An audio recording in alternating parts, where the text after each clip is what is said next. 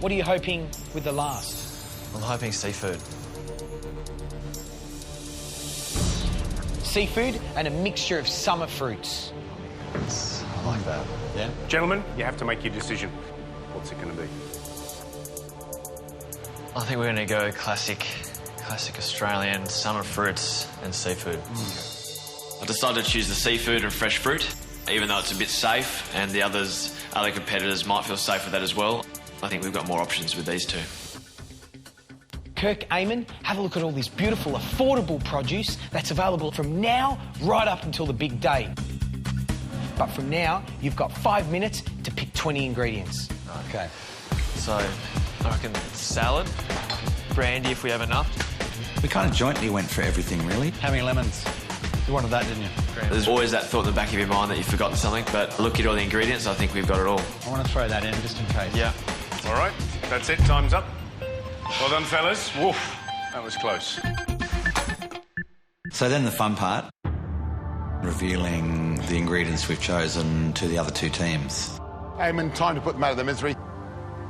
My choices were the seafood and fresh fruit. Yes.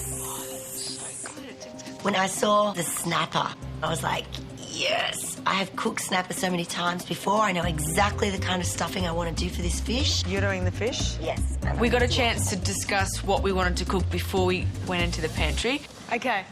As soon as we get in there, I snap into gear and I start grabbing the ingredients that I need to make my main dish. Don't need to grab too many, I don't think. Have you got pistachio?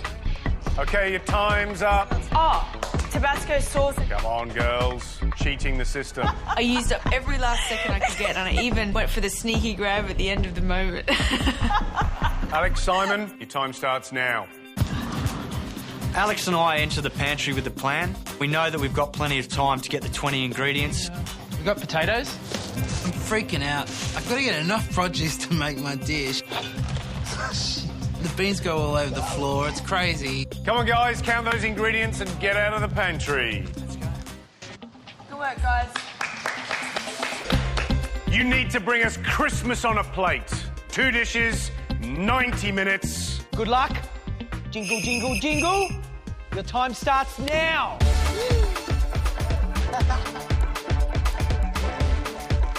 Oh, no. When the challenge starts, we just went head down, bum up, get into work.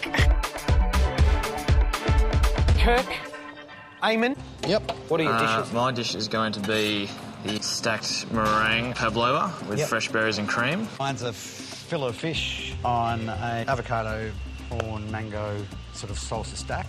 We didn't want to make a massive banquet, we just wanted to make a good 2-course meal. I'm not too sure how it's going to turn out. Girls, come on, come together. You keep beating. Don't chew up our time now. What are you cooking? I'm making a whole baked snapper with Christmas stuffing. Now, the Christmas stuffing is Christmassy because it's red and green in colour. Yeah. It's got the flavours of Christmas, pistachio nuts, orange rind. I'm going to score the thickest part of the fish and fill that with stuffing. Lovely, great idea. What are you making? Tell us I'm what making spice pudding with all those nice spices that we use at Christmas time, and pudding with a brandy sauce and using the fruit just glazed over the top of the puddings. Oh, OK, sounds delicious. Felt so confident with my fish. I'd cooked it before. I knew it looked Christmassy. I knew it was going to taste good. So I was feeling great. Most difficult thing for me is the fact that the puddings take 40 minutes in the oven, and it's a lot of prep work as well as the presentation at the end. And they also need about 15 minutes to cool down. So I'm a little bit worried that they're not going to make the time. Alex, Simon, what's your 2 dishes? I'm doing a fish with a beurre sauce. I'm stuffing it with some rosemary and some thyme and some parsley. I'm going to do some crab and a few prawns as a little starter, you know. Something Gee, going Christmas. the whole way with the seafood. Yeah, wow. Fantastic. And what could go wrong with the snapper, Alex? I guess I could overcook it, probably worse, undercook it. It's a pretty big fish, so it has to go in pretty soon.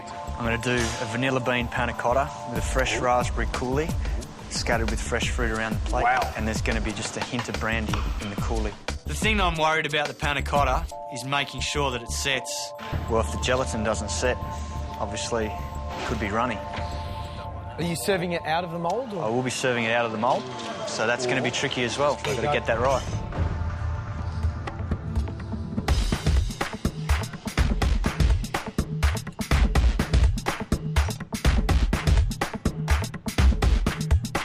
For the meringue mix, I separate my eggs.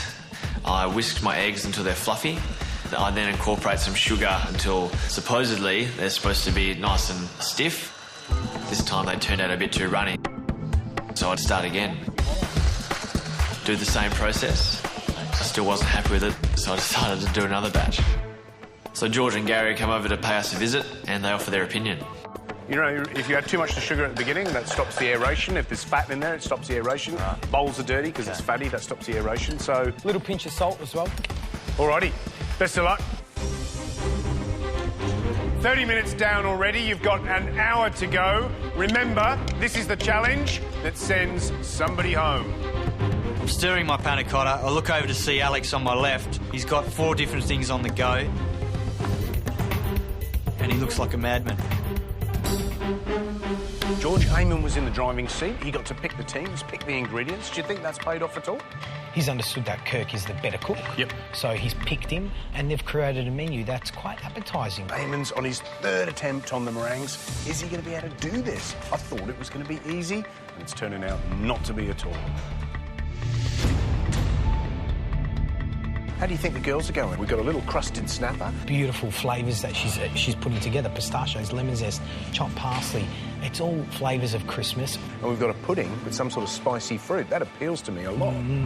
I need to quickly get the fish into the oven because I am running out of time to get this baby cooked. Hey. Gary, the boys in the back's like the meticulous and the messy. Do you know what, though? Their menu sounds nice. I like the idea of that panna cotta with the fruits. It's really summery, very Christmassy. It's nice and rich. But I think Alex's fish might be a bit sort of domestic for me.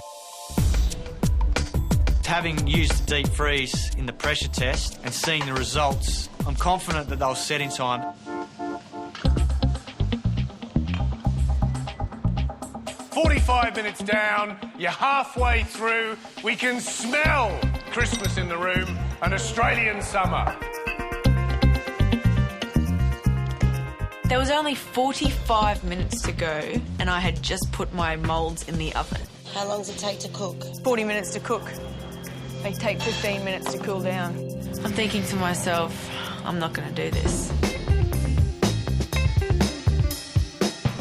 You have 30 minutes to go. And yes, it smells all right in here, but you know what? It reminds me of my Christmas lunches. Mum's panicking, there's smoke in the kitchen, and Dad forgot to get the gas for the barbie. So it's time to take the fish out. It's definitely had enough time. Colours are starting to come out in the fish and that beautiful red that the snapper gets, and I'm thinking Christmas. It's looking good. Pull the fish out and take another look at it. It's running slightly pink and I'm not quite sure what that means. I just had this gut feeling, so I put it back in and I thought to myself, there's a chance here I could overcook this fish. I keep checking up on my meringues. I'm not happy with the way it looks because I think the meringue is a little bit too thin. I decided to turn the temperature up as time's starting to run out. You have less than 15 minutes to go. With 15 minutes to go, I'm still slicing up vegetables for the salsa and haven't cooked the fish. Panic. I've got everything prepared except the only thing I'm waiting on is the puddings in the oven. I decided to just pull them out. If they were undercooked, just have to grin and bear it. If the pudding didn't come out right, we were done for.